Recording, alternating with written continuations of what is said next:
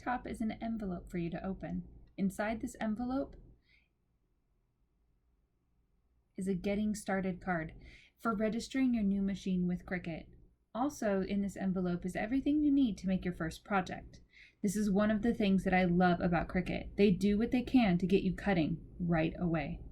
I'm going to set this off to the side and continue to open up the box. So this is just a holder, so we're going to toss that off to the side, and then the fun part. How pretty is this machine, guys? Oh, check out that color. Oh, it's just so pretty. All right.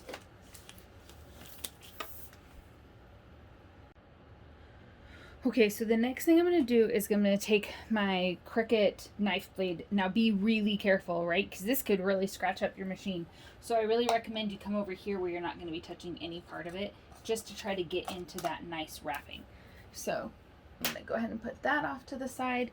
I know people that also, you know, use their teeth, a pair of scissors, you know, whatever.